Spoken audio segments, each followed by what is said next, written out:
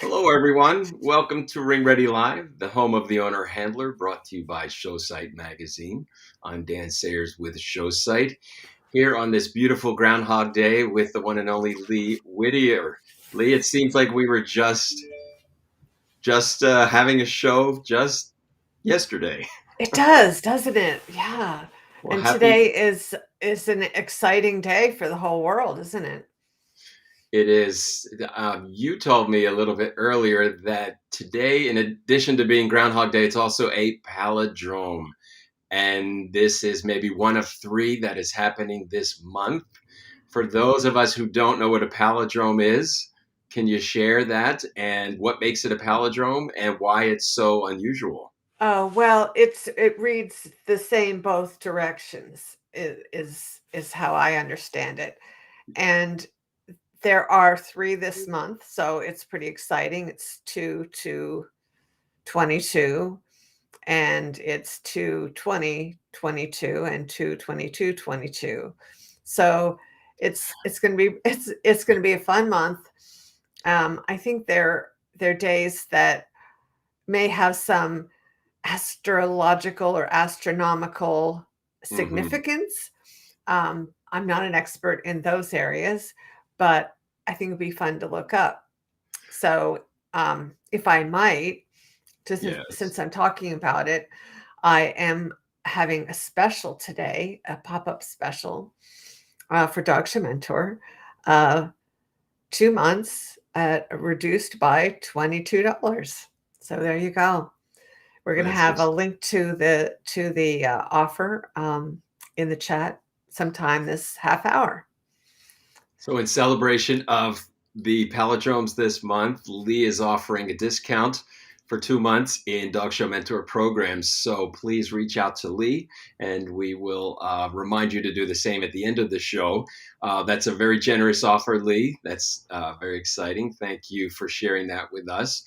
And thank you for everyone for joining us here today for a show which has a very interesting topic, I think, and that is, are you showing the right breed for you? So, as always, let us know who you are, where you're Yeah. from, what your breed is, and let us know if there is a breed or two or three that maybe you have considered showing. And today we're going to talk about some of the reasons why it may be best to consider showing another breed. So, as you all know, Lee is the dog show mentor. She's a multi group judge and an owner, breeder owner, handler herself. So she is going to offer opinions from those different points of view in terms of exhibitors showing the right breed. So let us know what breed you have and let us know those breeds that maybe you have considered. Lee, I know that you have shown and bred more than one breed. Yeah.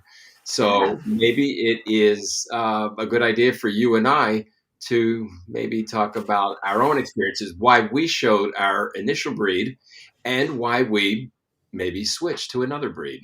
I've done Oh the yeah. same. Yeah. Well, that is a fun topic. And for me, I was raised with my my house dog was a miniature poodle. I don't think he was so miniature. He seemed bigger. Um, and collies and goldens. But later on, I started with an Akita. I had Rottweilers. I bred those for 25 years.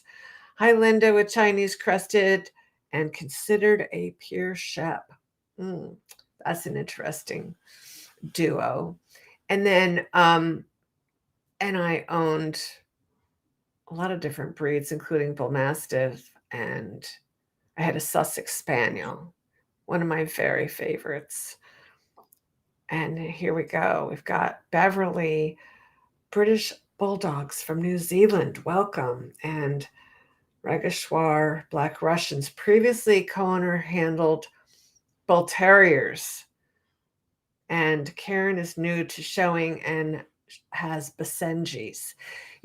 So I think, and of course now I have Tibetan Terriers. And I think that for me, the decisions were largely based on uh, temperament, uh, the visual appeal, how they looked, um, what they had to offer. So when I had Rottweilers, I had a friend who had a Bull Mastiff, and she talked about this dog all the time until finally I just gave up and got one myself. And she had everything going for her temperament wise, and she did get her championship. Um, but that was an interesting breed. And then, of course, when I left Vermont and I was able to have a coated breed, it didn't live in the woods, um, I got Tibetan Terriers. So, yeah, and there might be another Sussex in my future. So there. Sabine says, I would love to show own Irish Water Spaniel. There you go. Mm, Dan, write that name down. I Clumbers, will. Irish Setter, Afghans. I understand the Afghan Hound Club has a new president in Scott File. Um, a recent, uh, yeah, recently. I think I saw that last night. So congratulations to Scott. Yes, Lena says she is from the north of Sweden. Hi, Lena. And she shows Salukis, but would love to try to show Afghan Mm, hounds. Those seem like complementary breeds in yeah. terms of presentation. However, the coat care on an Afghan hound is certainly going to require a bit more commitment, I would suspect. Um, I Rebecca had has, uh, I, I'm sorry, go ahead, Lee. I had such fun when I was in Palm Springs. I was under the grooming tent, and there was a woman there who was tying up the coat on an Afghan. And it was really fun to watch her. And a bunch of us went over and watched her work so deftly with her hands and quickly. Although I asked her to slow down so I could watch more carefully. And I wish I had filmed it because it was pretty fun. But Afghans are not unlike Tibetans in that we need to take good care of the coats. Indeed. Some of the reasons for switching breeds, or maybe considering that maybe the breed that you're currently showing is not the right breed for you, might be coat care. Perhaps it is more than you anticipated, or perhaps more than you are capable of keeping up with. And you get to the ring and you find that your competition is really, well, they're really doing what needs to be done. And so you may say, if I can't learn to match their skill set, that perhaps there's another breed, a similar breed that Yeah. I might have more success with. And there's no shame in that, is there, Lee? If you we have over 200 breeds of dogs to consider, and there are good choices and there are better choices, and maybe there's even a best choice for each of us. Right. I mean, and I know there can be judgments from people about people who change breeds. Like, if that's your breed, that should be your breed forever. Mm, But I found that a lot of people don't always choose the right breed for the right reasons. And like you said, there's no shame in that. If you start out with one breed and you think you're considering something else, maybe you don't want, maybe you're like me and you don't want to run anymore. Um, mm, I'm even looking myself at maybe even a little bit smaller breed, so that I can do all the showing myself, the Daksha mentor, right? yes. Um, I mean, I I am a proponent of owner handlers, so of course I want to show dogs myself, and I do, but I don't run as gracefully as I used to, so that's a really good reason. I see people in the ring sometimes really struggling to keep up with their dogs. And I think, oh, this person seems really committed and knows what she's doing or he is doing. Most people in dog shows are women. And so I think, well, maybe a different breed isn't this person's future. But of course, then how do you decide? Who do you talk to? And so recently I was at the Portland shows and I talked to I was talking to one of the handlers, and I said, "Will you show this breed, right?" And she said, "Yes." And I said, I'm going to send somebody over to talk to you about this breed and what it would be like, what their coat care is like, what they're like in the ring, what they're like to live with, what the temperaments are like." And so I did send this person over, and they spoke for a while. And it was, I think that it was enlightening for that person, who is considering, not Hmm. definite, but considering a breed change. Yes, maybe the best way to look into the breeds that you may be considering is, of course, go to your local all breed show, or even go to a specialty if you see that there's one being held in Yeah, conjunction with an all breed show, or maybe yeah. just happens to be held in your neck of the woods. You're going to have an entire day or two to spend with the people who know that breed best. And also, you're going to really be able to see what they're like to be around and to live with outside of the ring. Some breeds seem to be a certain way in the ring. You see an Afghan hound that has been prepared and has been in the ring for years, and you see that king of dogs, and you just think, oh, they're just gorgeous statues. Well, to live with one is a different experience altogether. They are quite formidable hunters, and they are loving, goofy dogs as well, who don't know how magnificent they look. They're kind of clowns at times with their people. I So could you use a hunter here. I've got some rabbits out there that uh, could be well, dispatched. well, that's another reason to maybe switch. Maybe you do have a problem with bunnies or some other vermin, and of course, there's a lot of dogs, big and small, that can help you with that problem. You mentioned downsizing to Tibetan Terriers and possibly going even smaller. It's often said, Lee, that the toy group is one of the strongest groups at any all breed show. The depth of quality is there in virtually every breed, and perhaps that is due to the fact that so many breeders have in fact downsized to those toy breeds, and they've taken all of their experience and knowledge and know-how from the working, the sporting, or the hound groups into the toy group. We've got a lot to learn there.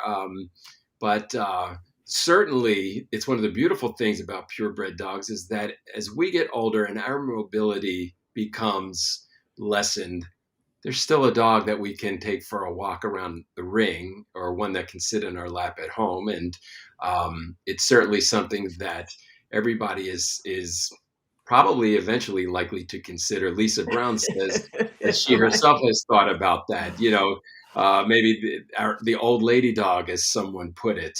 Um, but that's not certainly the only reason to change breeds. One may be that maybe we maybe we find we're home now more often, or we're working from home. We have more time.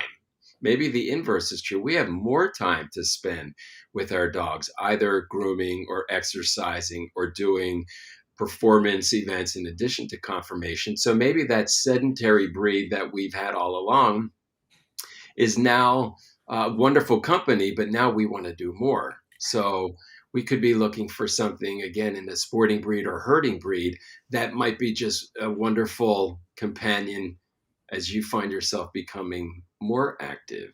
I know that we've got a lot of newer folks who join us each week here at Ring Ready Live, and maybe they have one breed and have only had one breed, but they're going to a show and they're seeing 200 Yeah, breeds that right. maybe they never ever And I even. want one of those and one Yeah, of those and one of yes, those. Mhm. yes, and there again, there's no shame in that. Often on Facebook, a post will go around from time to time, which is asking you to name your top breed in all seven AKC groups. Which one would you want to own if you could?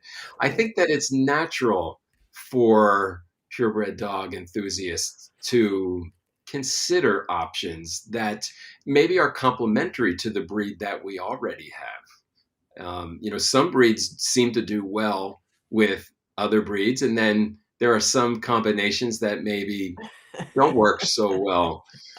But Tracy says she has a way too many breeds on her bucket list.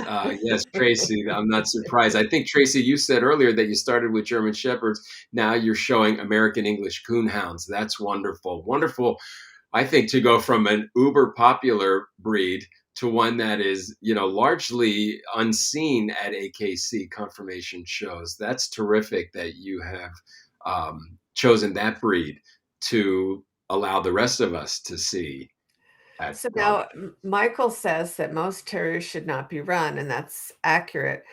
And here's the thing. Now you have the opportunity, if Mm, you go if you change to a terrier breed, you have the opportunity to learn trimming. That could indeed. be fun, and most of them, most of hard-coated terriers, right? Yes, trimming of terriers, some breeds, Sealyhams, for example, that is a specialty. However, again, that's a rare breed. That's a breed that would, welcome someone who would be interested in a uh, short-legged, Right, walkable breed that requires coat care. There are experienced people in that breed and in all of the terrier breeds who would be more than willing to talk to you about their breed and offer you the pros and cons of switching to a breed like a Sealy or like a Kerry Blue. I happen to live in a town, Lee, in New Jersey, where terriers seem to be quite popular. So in my town, since yeah. I've lived here, I have seen Kerry Blues, Bedlington, Dandy Dinmont, Wow. Norfolk, Norwich, Wire Fox. I'm sure I'm missing some. There are pit bulls, and there are, just a lot of the unusual terriers. So you never know. Um, yeah, there's a breed for all of us. And, it's when I first saw a Dandy Dinmont, I thought, do my eyes deceive me? But I stopped the folks and I asked them about their dog. And sure enough, that's the breed that they had. That was the breed for them. Very And they had cool. had many breeds. Years later, I saw them with a Great Dane. So, anything There is you possible. go. It seems like an interesting switch, and but that was one that this couple here in town made. Debbie says that she owns Tibetan Mastiffs, but would love to own a Samoyed or an Icelandic sheepdog. I have to admit that the Icelandic sheepdogs that I've seen at shows are very, very appealing, and I can see why they are as popular at shows and among purebred dog enthusiasts as they are. I love a lot of those newer breeds, Lee, that are the herding group seems to have really grown in the last 5 or 10 years, hasn't it? It's just welcomed so many breeds, and some of those breeds might be a choice, might be the perfect choice for someone who's had a familiar breed for all of these years. Right, and Michael is suggesting that we, um, talk to Marge, about Sealy's, and yes, she's had some very good Sealy's over the years, Indeed. very good. Indeed. Lovely, lovely lady and a lovely breed of dogs, as usual, not for everyone, but boy, that's the thing about our breeds, isn't it, Lee? Once a breed gets under your skin, you just have to live with one. And as you said early on, there are folks who feel that you start with a breed and you stick with that breed throughout your lifetime, and that's great for some folks. For others, we can have more than one breed get under our skin, or get inside of us where we just think, um, I couldn't imagine life without. For myself, one of my breeds that I keep thinking about is the Whippet. It just seems like a perfect breed to have around the house. Gorgeous to look at, beautiful to watch move, and every Whippet that I've ever met just seems to be. Uh, I can't even explain. I don't know what the word is, but they just seem beyond wonderful. I have Did no idea. did you just, like, take the top of my head off and look inside it? Because I was just thinking, nobody said anything about whippets. Well, you and I, we're going to get a Whippet someday. How about that? But yes, I mean, a Whippet's interesting, isn't it? Because it's sort of the mid-size of three different breeds. They are not the same, but they are certainly similar. So Mhm. if it's a big dog you like, you've got the Greyhound. They are in fact very big dogs. Whippets are that mid-size, compact, if you will, and then you've got the Italian Greyhound if you wanted to go really really small. That's another breed. I don't know that is a little too delicate for my house filled with Irish Water Spaniels, but I certainly admire the beauty of an IG when I see them. Really But good one. you've got the Schnauzers. They come in three sizes. Again, not the same breed here in the U.S., but you can downsize or upsize. You can do the same with the Poodles. Poodles are just spectacular dogs, and I think that if you've ever spent time with one, I don't know how we all don't have a poodle. They're just sort of everything. They have everything to offer, provided you can keep up with the hair care. But they're on my bucket list. Maybe one day have a little mini or a toy poodle might be fun to have. Um, Lise, Tracy says, speaking of rare breeds, she also has a long-haired Dutch Shepherd, or she has more than one. That's a breed that I've only seen in photos. I can't say that I've seen one in person, but hers all have their CM. Tracy, I'm not sure what that is. Um, but anyway, it's nice. Thank you for sharing. It sounds like Tracy certainly has a lot of breeds that she'd like Yeah. I think to that's a bring home. certificate of merit, which is, Yeah, yeah. that's wonderful. So And how about you? I mean, um, all of you out there, I'd like to hear like what you say what breeds you have or what you're thinking of, but you haven't said why yet. mm, And I'd like to know why you've gone to a different breed or looking at a different breed or considering a different breed.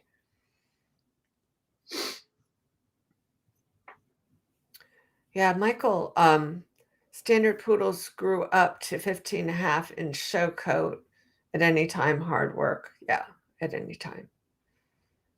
you simply have to set up next to the standard poodle folks at any dog show and just watch them work. It's It, amazing. It is all- such an art. It is such an art form. they Absolutely. they are there all day and they are there all night. That is a commitment, and when you see them in the ring, it is you really understand the commitment that breed requires. So, Michael, what is your breed? Oh, it is standard poodles. Okay, got it. I saw it. Yes, well, you do have a lot of work, don't you?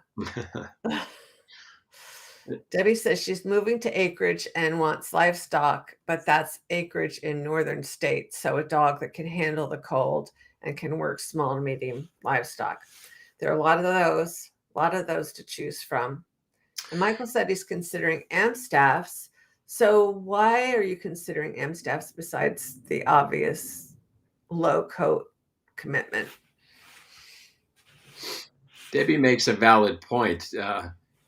Michael says he's had them since 1979, so he's been in the sport and active for quite some time.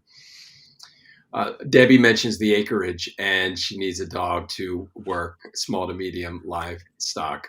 Um, that's great. I love that because oftentimes with purebred dogs, we talk about dogs doing their historical function and being fit to do the job that they were bred to do. Right. But here, there are dogs that are actually working livestock dogs. They are Oh, a working lot of gun yeah. dogs.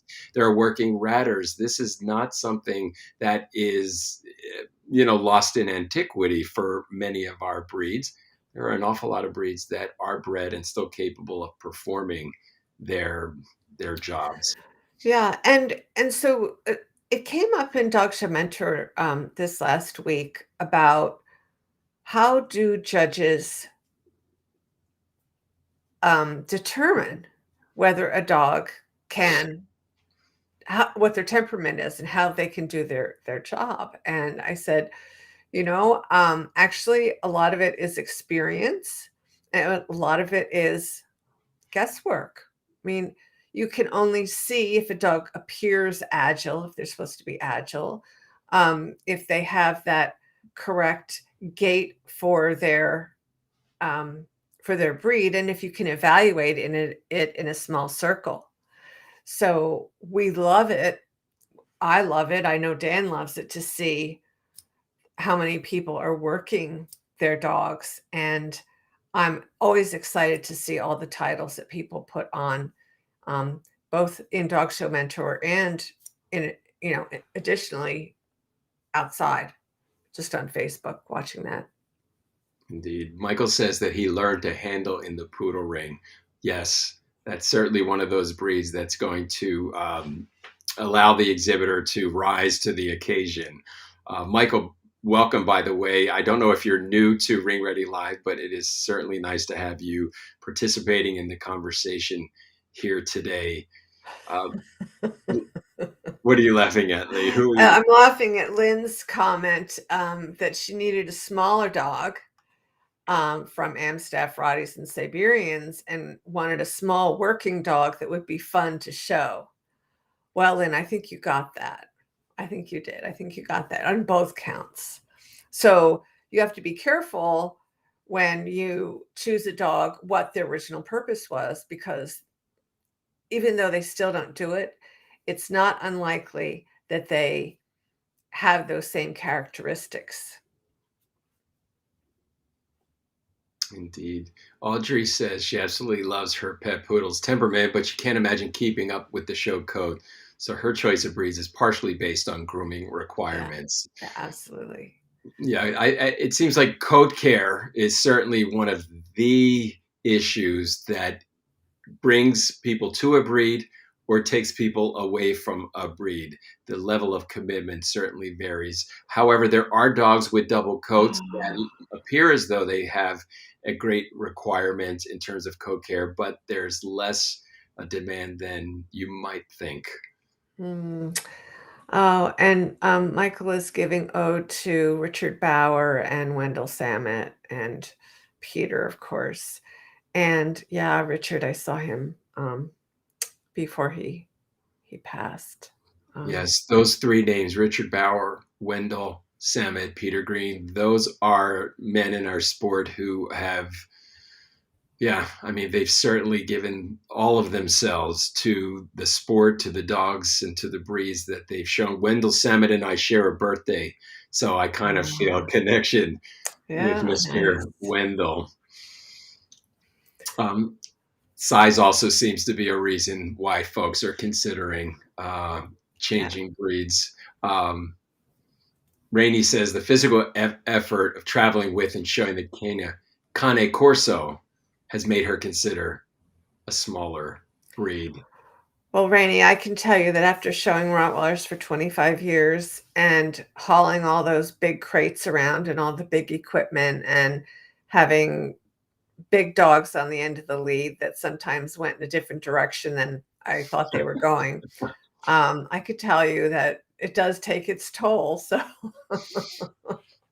but the commitment to a breed, I was so committed to my Rottweilers and loved them so dearly. And when you're that committed, it's really hard to give it up entirely. Um, so yeah. Well, I want to thank everyone for sharing their breeds, their dream breeds, their bucket list breeds. And Lee, if there's a minute or two, I'd like to play What's the Word with everyone and Oh see yes. if we can, I don't know, maybe stump them this week. So the first definition is as follows: spotted, mottled, or variegated coat color pattern involving darker, irregular markings on a lighter ground.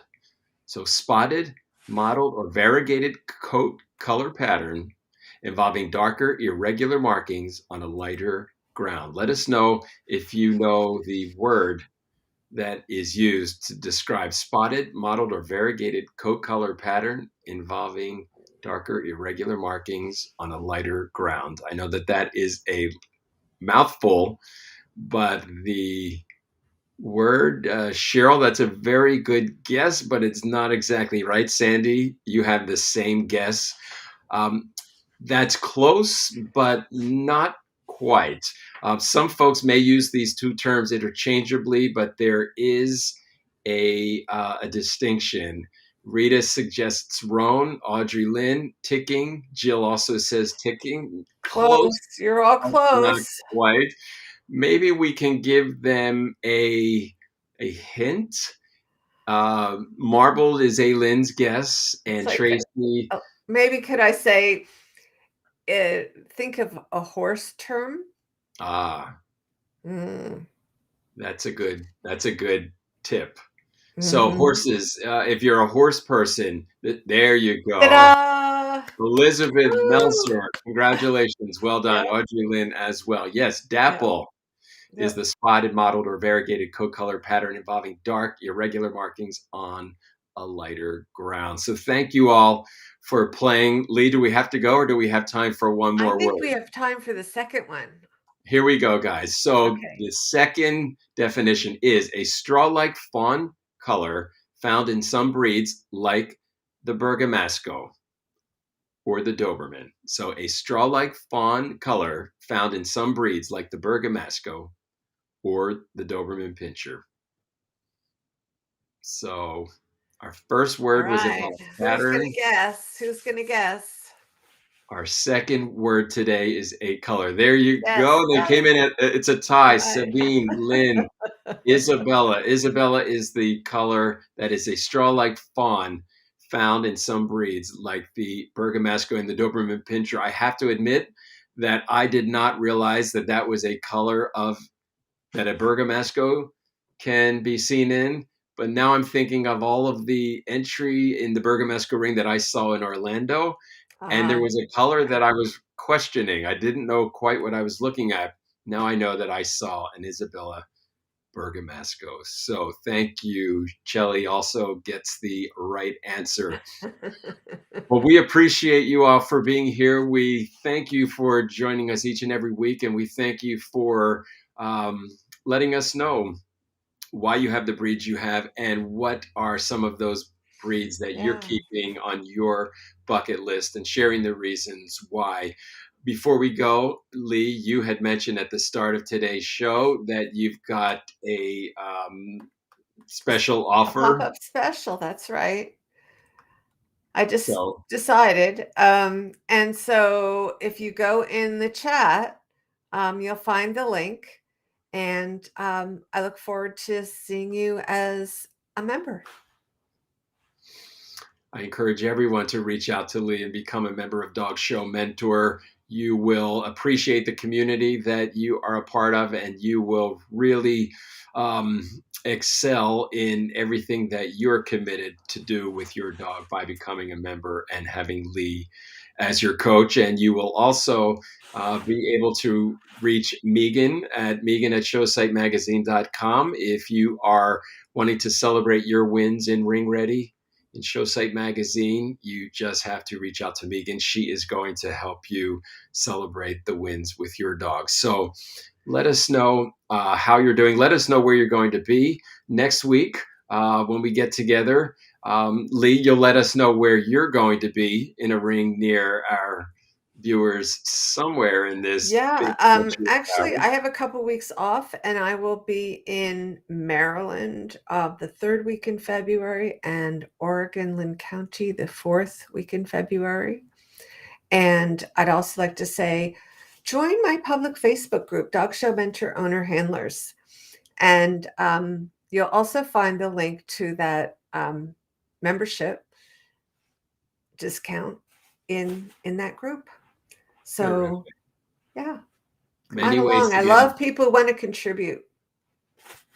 Well, that's what this show is all about. It's about bringing this community together where we can contribute ideas, one with each other, and look forward to seeing each of us week after week.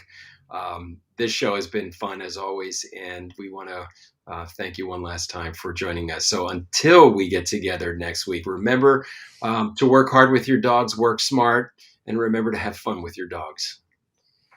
Yeah, and make sure your dog has fun with you. See you in the winner's circle. Bye, everyone.